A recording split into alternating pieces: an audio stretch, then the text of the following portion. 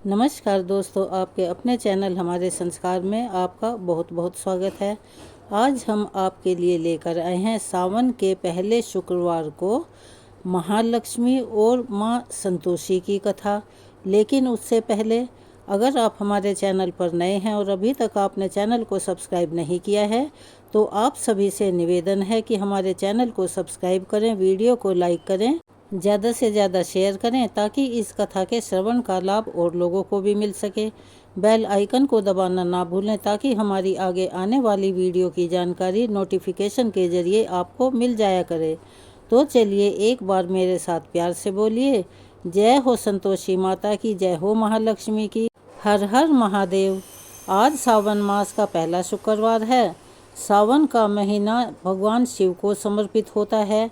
यह मूल रूप से शिवजी और उनकी शक्ति के मिलन का महीना है, अर्थात पुरुष और प्रकृति का मिलन। यह महीना शक्ति और शिवजी की साधना हेतु अति उत्तम माना गया है। शक्ति के अनेक रूपों में जग को उत्पन्न करने वाली माता महालक्ष्मी का सर्वोच्च स्थान है।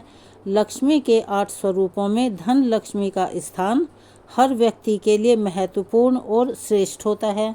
जो व्यक्ति अपने जीवन में धन तो बहुत कमाते हैं, परंतु अधिक कमाई होने के बावजूद भी वो कभी भी धन को इकट्ठा नहीं कर पाते, उनके धन में बचत नहीं होती, तो वे लोग सावन के शुक्रवार को व्रत करके संतोषी माता की कथा सुने तो उनकी सभी मनोकामनाएं पूरी हो जाएंगी और घर में सुख समृद्धि और सौभाग्य का वास हमेशा बना रहेगा। अन्न धन की कभी कमी नहीं आएगी। धन धान्य और वैभव से हमेशा आप सभी का घर भरा रहेगा। तो चलिए सुनते हैं आज शुक्रवार के दिन संतोषी माता की कथा, जो कि इस प्रकार है। एक बुढ़िया थी, उसके 7 बेटे थे। 6 कमाते थे और एक निकम्मा था। वह कोई कामकाज कभी नहीं करता था। बुढ़िया माँ जब 6 पुत्रों की रसोई बनाती तो उन्हें बड़े प्यार से भोजन कराती थी। उसके पीछे जो भी उनकी जूठन बचती उसको इकट्ठा करके 7वें बेटे को दे दिया करती, परंतु वह तो भोला भाला था, मन में कोई भी विचार नहीं करता था। एक दिन वह अपनी बहू से बोला कि देखो, मेरी माता मुझ पर कितना प्रेम करती है, मुझे कितने प्यार से खाना खिलाती है। तो उसकी बहू बोली, हाँ हाँ क्यों नहीं, सबका झूठा बचा हुआ जो तुम्हें खिलाती हैं। तो वह बोला कि ऐसा कभी नहीं हो सकता, मेरी माँ ऐसा नहीं कर सकती। उसकी पत्नी बोली, तुम्हारी माँ तो ऐसे ही करती है। तब वह कहने लगा, जब तक मैं अपनी आंखों से ना देख लूँ मैं इस बात को नहीं मान सकता। तब बहू ने हंसकर कहा कि जब आंखों से देख लोगे तब तो मानोगे। कुछ समय बाद एक बड़ा त्योहार आया। घर में 7 प्रकार के भोजन और चूरमा के लड्डू बने। वह यह देखने के लिए सरदर्द का बहाना बनाकर रसोई में पतला कपड़ा ओढ़कर सो गया। कपड़े में से सब कुछ देख रहा था। एक एक करके उसके 6 भाई भोजन करने के लिए आए तो उसने देखा कि माँ ने उनके लिए सुंदर सुंदर आसन बिछाए हैं, 7 प्रकार की रसोई परोसी है और बड़े ही आग्रह से उन्हें भोजन करा रही है। वह चुपचाप लेटा हुआ देखता रहा। जब सारे भाई भोजन करके चले गए तब उसकी माँ ने उनकी झूठी थालियों में से सारी झूठन को इकट्ठा किया और एक बड़ा सारा लड्डू बनाया। झूठन साफ करके बुढ़िया ने अपने बेटे को पुकारा और कहा कि बेटा चल खड़ा हो जा, भोजन कर ले, देख तेरे सारे भाई भोजन करके चले गए, अब तू ही बचा है, उठ भोजन कब करेगा, तुझे भूख लगी होगी। तो माँ की बात सुनकर वह कहने लगा, माँ मुझे आज भूख नहीं है, मुझे भोजन नहीं करना, मैं परदेश जा रहा हूँ। तो माँ ने कहा कि कल जाता हो तो आज ही चला जा। तो वह बोला, हाँ हाँ आज ही अभी जा रहा हूँ। यह कहकर वह घर से निकल गया। चलते चलते उसने अपनी बहू की याद आई। वह गौशाला में कंडे थाप रही थी। वह वहां जाकर बोला कि हम जामे परदेश को आवेंगे कुछ काल, तुम रहियो संतोष से धर्म आपनो पाल। यह सुनकर उसकी पत्नी बोली कि जाओ पिया आनंद से, हमरी सोच हटाए, राम भरोसे हम रहें, ईश्वर तुम्हें सहाय। देहु निशानी आपनी देख धरूं मैं धीर, सुधीमती हमारी बिसारियो मन रखियो गंभीर। तो उसका पति बोला कि मेरे पास तो कुछ भी नहीं है, यह एक अंगूठी है, यह ले लो और अपनी कुछ निशानी मुझे दे दो। उसकी पत्नी बोली कि मेरे पास क्या है, मेरे पास तो यह गोबर से भरा हुआ हाथ है। यह कहकर उसने अपने पति की पीठ पर गोबर के हाथ की थाप मार दी। उसका पति वहां से चल दिया। चलते चलते दूर देश पहुंचा। वहां एक साहूकार की दुकान थी। वहां जाकर वह कहने लगा कि भाई मुझे नौकरी पर रख लो। तो साहूकार को ज़रूरत थी नौकर की। वो बोला कि रह जा। उस लड़के ने पूछा कि तनख्वाह क्या दोगे? तब साहूकार ने कहा कि जैसा काम करोगे वैसे दाम मिलेंगे, काम देखकर दाम मिलेंगे। तो साहूकार की दुकान पर उसे नौकरी मिल गई। सुबह 7 बजे से शाम को 10 बजे तक वह नौकरी पर जाने लगा। कुछ ही दिनों में दुकान का सारा लेन देन, हिसाब किताब, ग्राहकों को माल बेचना, सारा काम करने लगा। साहूकार के 7-8 नौकर थे, वे सारे चक्कर खाने लगे। सेठ ने भी उसके काम को देखा और सोचा कि यह तो काफ़ी होशियार है, अकेला ही सारे काम को संभाल लेता है। तो उसने 3 महीने में उसे अपने आधे मुनाफे का हिस्सेदार बना लिया। वह कुछ ही वर्ष में नामी सेठ बन गया। सेठ जी उसके काम से बहुत ही खुश रहते थे, वे उसे अपने बेटे की तरह मानते थे। एक बार उस पर सारा कारोबार छोड़कर खुद तीर्थ यात्रा पर चले गए। लेकिन जिस दिन से वह अपना घर छोड़कर आया था तो उसकी पत्नी को उसके सास ससुर बहुत ही दुख देने लगे थे। सारी गृहस्थी का काम उसी से करवाते थे और जंगल में उसे लकड़ी लाने के लिए भी भेजते थे। इसी बीच घर के आटे से जो भूसी निकलती थी उसकी रोटी बनाकर रख दी जाती थी और एक फूटे हुए नारियल की नरेली में पानी रख दिया जाता था। सारा दिन जी तोड़ मेहनत करके बेचारी बहू उन रूखी सूखी भूसी की रोटियों को और नारियल की नरेली में जो पानी होता है उसी से अपना गुजारा कर लेती। उसके दिन बड़े ही कष्टपूर्वक बीत रहे थे। एक दिन की बात है, वह लकड़ी लेने के जा रही थी तो रास्ते में बहुत सी महिलाएं संतोषी माता का व्रत करते हुए दिखाई दी। वह वहां पर खड़ी होकर कथा सुनने लगी। कथा समाप्त होने पर उन महिलाओं से उसने पूछा, हे बहनों, तुम यह किस देवता का व्रत कर रही हो और इस व्रत को करने से क्या फल मिलता है? यदि तुम इस व्रत का विधान मुझे समझा कर कहो तो मैं तुम्हारा बड़ा एहसान मानूंगी। तब उन महिलाओं में से एक महिला बोली कि सुनो बहन, यह संतोषी माता का व्रत है। इस व्रत के करने से निर्धनता का नाश होता है, मन में जो भी कामना हो संतोषी माता की कृपा से पूरी होती है। तब उसने उनसे उस व्रत की सारी विधि पूछी तो वह बताने लगी, 1.25 आने का गुड़ चना ले लेना, अगर इच्छा हो तो 5.25 आने का ले लेना, या फिर 1.25 रुपये का अपनी सहूलियत के अनुसार ले आना। बिना परेशानी और श्रद्धा व प्रेम से जितना भी बन सके सवाया लेना। प्रत्येक शुक्रवार को निराहार रहकर कथा सुनना। व्रत के बीच में क्रम नहीं टूटना चाहिए। लगातार नियम का पालन करना। सुनने वाला अगर कोई ना मिले तो घी का दीपक जलाकर उसके सामने जल से भरा हुआ पात्र रखकर कथा कहना। जब तक कार्य सिद्ध ना हो नियम पूर्वक व्रत का पालन करना और जब आपका कार्य सिद्ध हो जाए तो व्रत का उद्यापन कर देना। 3 महीने में संतोषी माता मनोकामना पूरी कर देती हैं। यदि किसी के ग्रह ज़्यादा ही खोटे हों तो भी माता वर्ष भर में कार्य सिद्ध करती हैं। फल सिद्ध होने पर ही उद्यापन करना चाहिए, बीच में नहीं। उद्यापन में 2.5 सेर आटे का खाजा और इसी परिमाण में खीर तथा चने का साग करना। 8 लड़कों को भोजन कराना। जहाँ तक हो सके देवर जेठ भाई बंधु के लड़के ही होने चाहिए।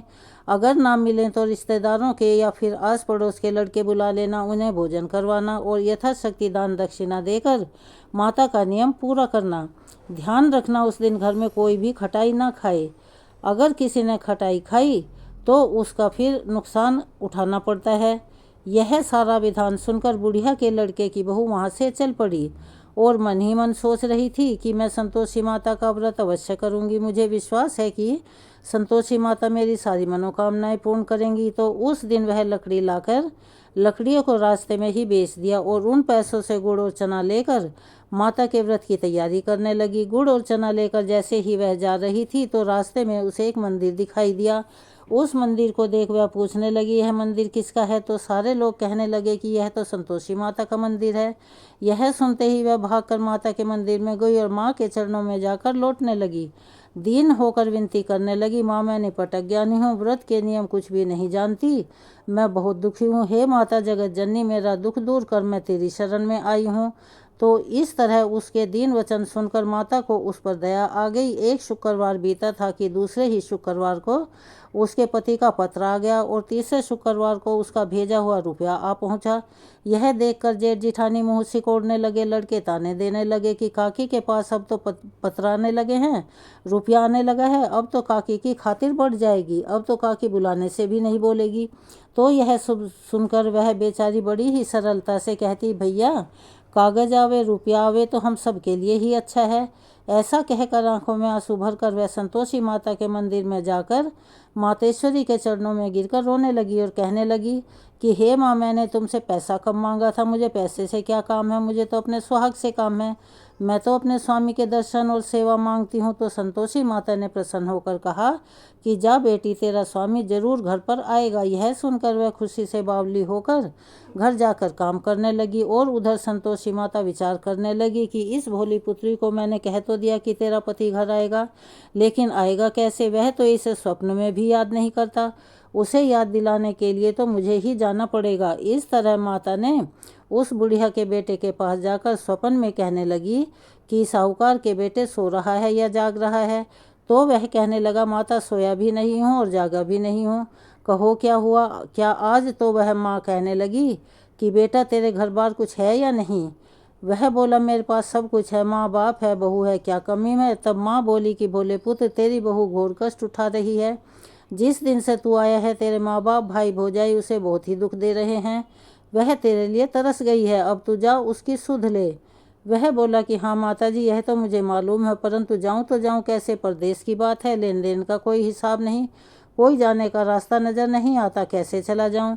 तो संतोषी माँ कहने लगी कि बेटा मेरी बात मान, सवेरे नहा धोकर संतोषी की माता का नाम ले, घी का दीपक जला, दंडवत कर और दुकान पर जा बैठना। देखते ही देखते तेरा सारा लेन देन चुक जाएगा, जमा कमाल बिक जाएगा, सांझ होते होते धन का भारी ढेर लग जाएगा। इस तरह से कहकर संतोषी माता अंतर्ध्यान हो गई।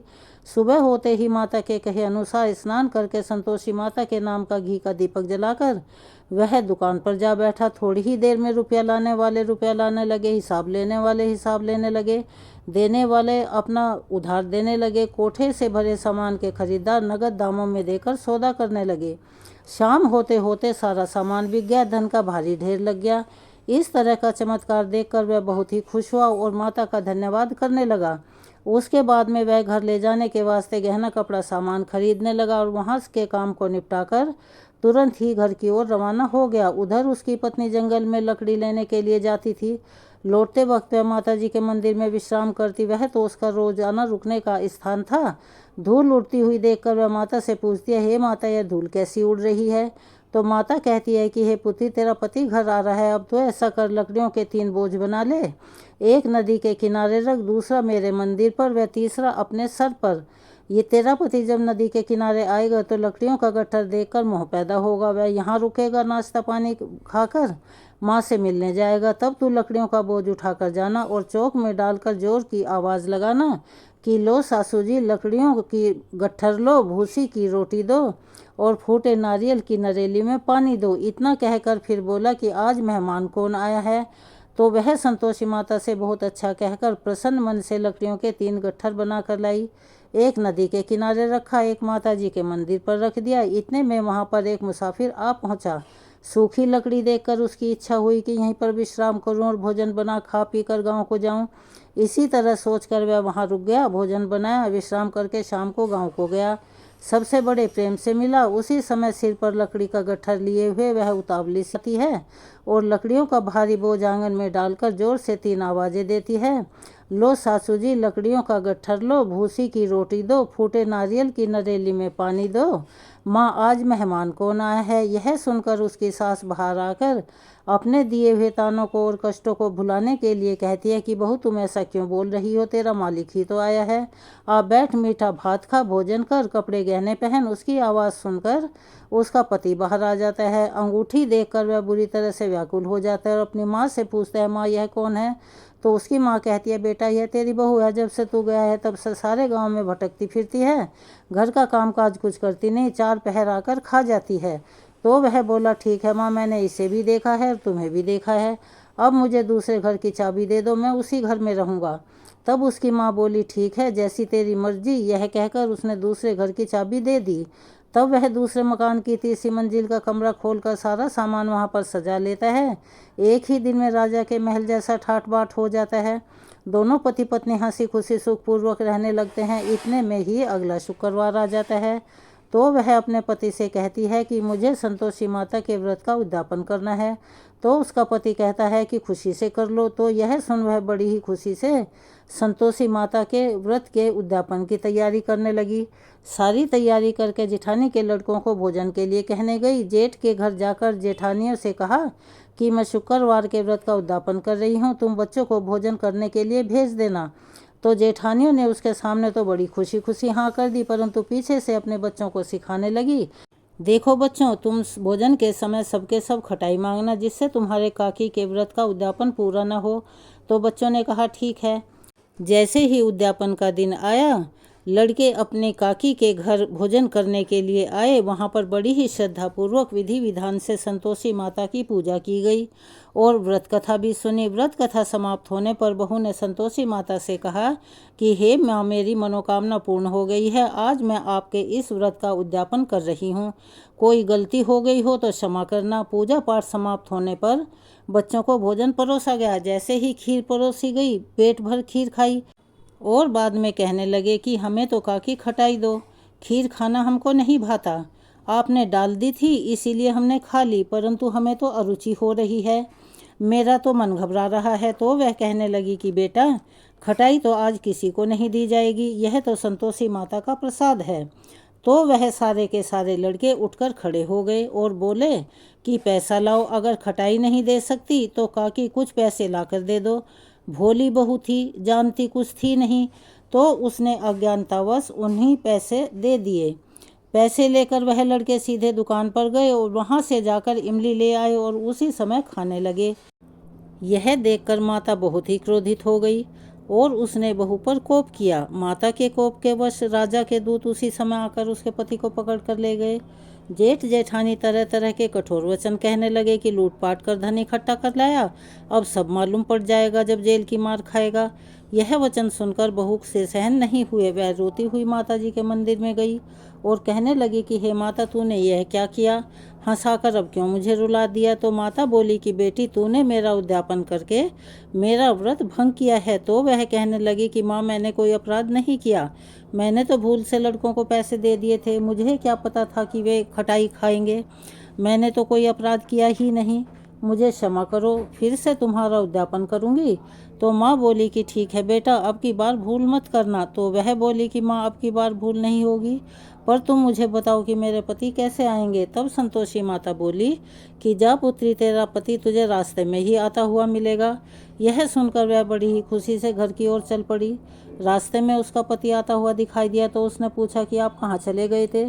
तब उसका पति कहने लगा कि इतना धन जो कमाया था उसका टैक्स राजा ने मांगा था, वही भरने गया था, चलो अब घर चलते हैं। तो वह प्रसन्न होकर बोली कि भला हुआ जो आप आ गए। कुछ दिन बाद फिर से शुक्रवार का दिन आया तो वह अपने पति से बोली कि मुझे माता का उद्यापन फिर से करना है। तो पति ने कहा खुशी खुशी करो। बहू फिर जेठ के लड़कों को भोजन को कहने गई। जेठानी ने एक दो बातें सुनाई और सब लड़कों को सिखाने लगी, अब की बार तुम ऐसा करना कि भोजन करने से पहले ही खटाई मांग लेना। जैसे ही उद्यापन का दिन आया, लड़के जीमने के लिए आए तो उन्होंने कहा काकी, पहले हम खटाई खाएंगे, उसके बाद में खीर खाएंगे, अगर खटाई नहीं खाई तो हमारा तो जी बिगड़ता है। तो वह बोली कि खटाई किसी को नहीं मिलेगी, भोजन करना हो तो करो वरना अपने घर जाओ। यह कहकर वह ब्राह्मण के लड़कों को लाकर भोजन कराने लगी। भोजन करवाने के बाद सभी को एक एक फल दिया।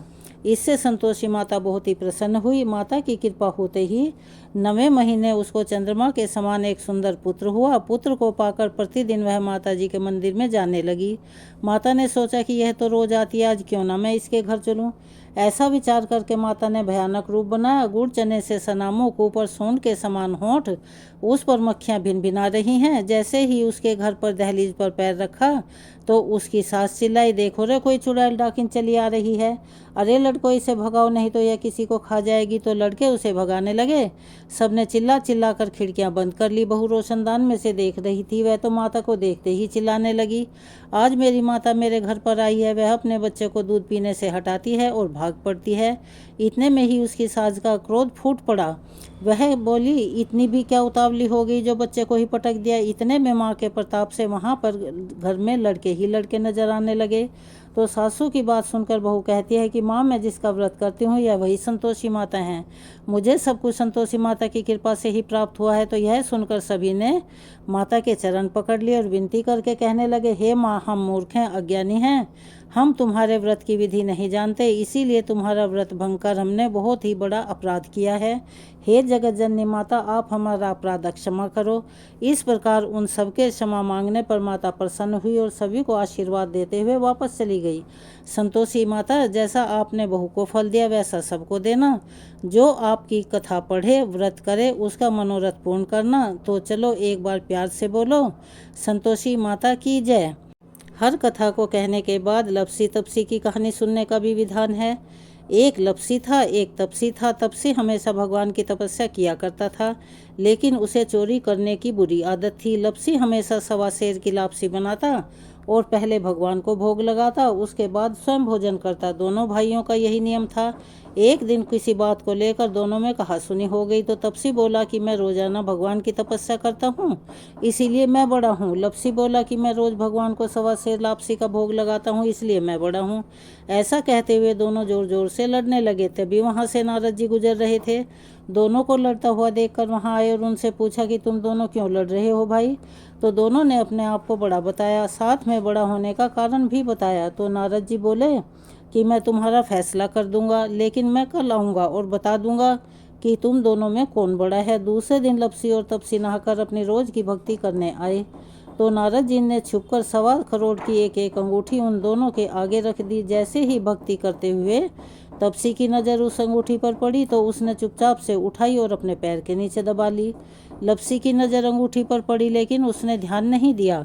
उसने पहले भगवान को भोग लगाया, फिर स्वयं भोजन करने के लिए बैठ गया। थोड़ी देर बाद नारद जी सामने आए तो दोनों से पूछा कि अब बताओ हम में से कौन बड़ा है। तो नारद जी ने तपसी से खड़ा होने के लिए कहा। वह खड़ा हुआ तो उसके पैर के नीचे से दबी हुई अंगूठी दिखाई दी। तो नारद जी ने तपसी से कहा, तपस्या तो तुम बहुत करते हो, इतनी तपस्या करने के बाद भी तुम्हारी चोरी करने की आदत नहीं गई।